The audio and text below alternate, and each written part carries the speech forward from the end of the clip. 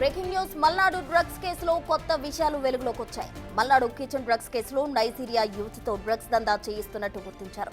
Drugs సరఫరా చేస్తే 1000 రూపాయలు, అమ్మితే 3000 కమిషన్ ఇస్తున్నాడు మల్నాడు కిచెన్ యజమాని సూర్య. మల్నాడు రెస్టారెంట్ యజమాని సూర్యను వారం రోజులు కస్టడీకి కోరనున్నారు నార్కోటిక్ బ్యూరో అధికారులు. డ్రగ్స్ కేసులో ప్రమేయం ఉన్న నైజీరియన్స్ ను డిపోర్టేషన్ చేస్తున్నారు. నైజీరియా యువతలకు కమిషన్ ఆశ చూపించి డ్రగ్స్ దందా వ్యభిచారం చేయిస్తున్నట్టు విచారణలో గుర్తించారు. 2 ఏళ్లలో 6 మహిళలు సహా 19 మందిని వారి దేశాలకు తిప్పి పంపారు అధికారులు.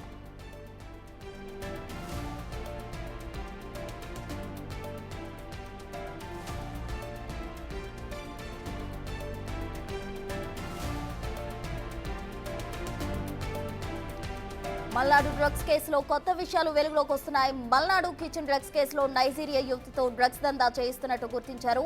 డ్రగ్స్ సరఫరా చేస్తే 1000 రూపాయలు, అలాగే అమ్మితే 3000 రూపాయలు కమిషన్ ఇస్తున్నట్టు మల్నాడు కిచెన్ యజమాని సూర్య ఇస్తున్నారని తెలిసింది. అయితే మల్నాడు రెస్టారెంట్ యజమాని సూర్యను వారం రోజులు కస్టడీకి నార్కోటిక్ బ్యూరో అధికారులు కోరే అవకాశం కూడా ఉంది. డ్రగ్స్ కేసులో ప్రమేయం ఉన్న నైజీరియన్స్ ను డిపోర్టేషన్ చేస్తున్నారు. నైజీరియా యువతలకు కమిషన్ ఆశ చూపించి డ్రగ్స్ దందా అలాగే వ్యభిచారం చేయిస్తున్నట్టు విచారణలో గుర్తించారు అధికారులు. 2 ఏళ్లలో 6 మహిళలు అలాగే 19 మందిని వారి దేశాలకు తింపి పంపినట్టు సమాచారం.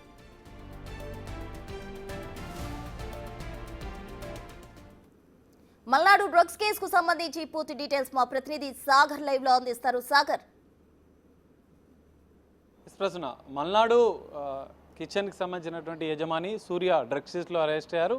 ఈ కేసులో మరికొన్ని సంచలన విషయాలు వెలుగుకు వస్తున్నాయి. నైజీరియన్ యువతులతో డ్రగ్స్ను డెలివరీ చేయించుకున్నట్లుగా కూడా తాజాగా నార్కోటిక్ బ్యూరో పోలీసులు గుర్తించారు.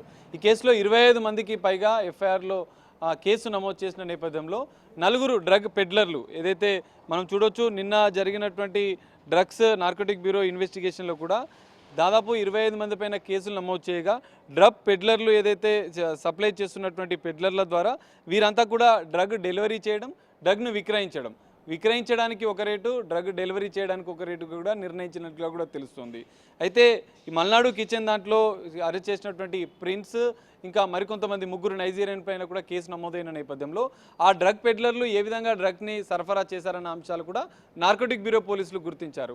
అయితే ఈ కేసులో ఇప్పటికే పూర్తిస్థాయి దర్యాప్తు చేయాలంటూ కూడా సూర్యని ఏదైతే ఈ కేసులో అరెస్ట్ అయినటువంటి కీలక నిందితుడు డ్రగ్ పెడ్లర్గా కూడా కేసు నమోదు చేసిన నేపథ్యంలో అతని వారం రోజుల కస్టడీ కోరే అవకాశం కూడా కనిపిస్తుంది.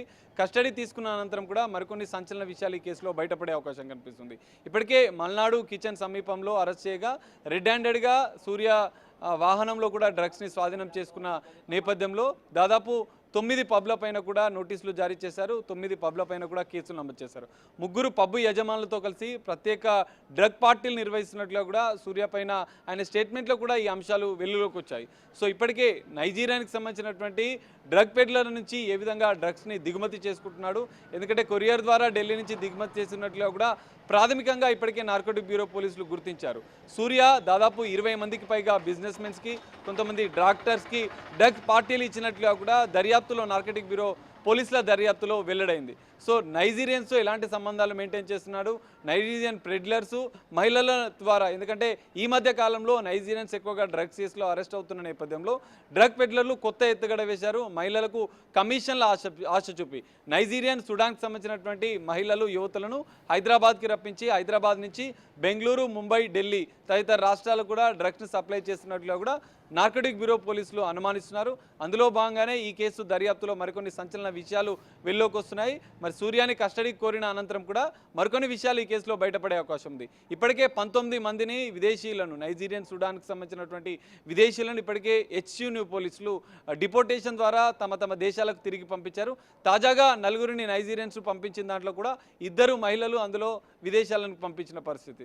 సో మహిళల పాత్ర ఏ విధంగా ఉంది, నైజీరియాకి సంబంధించినటువంటి యువతులను కమిషన్ బేస్ చేసుకొని ఈ డ్రగ్స్ దందాలోకి ఏ విధంగా దింపుతున్నారన్న దానిపైన కూడా ఈగల్, తాజాగా నార్కోటిక్ బ్యూరో పోలీసులు ఈగల్గా పేరు మార్చిన విషయం కూడా తెలిసిందే. ఈగల్ పోలీసులు కూడా ప్రత్యేక దర్యాప్తు చేస్తున్నారు, ప్రత్యేక నిఘా ఏర్పాటు చేస్తున్నారు.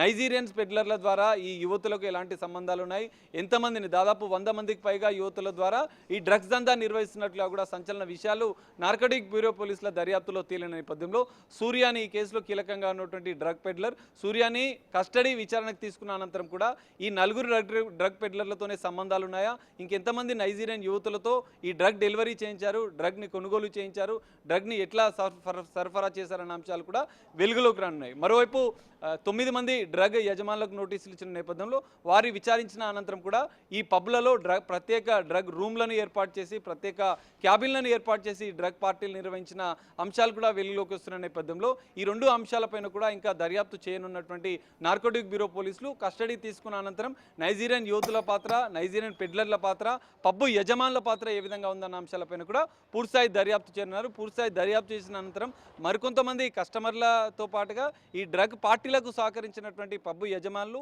నైజీరియన్ యువతుల పాత్ర కూడా బయటకు వచ్చే అవకాశం కూడా కనిపిస్తుంది. Prasuna, thank you Sagar.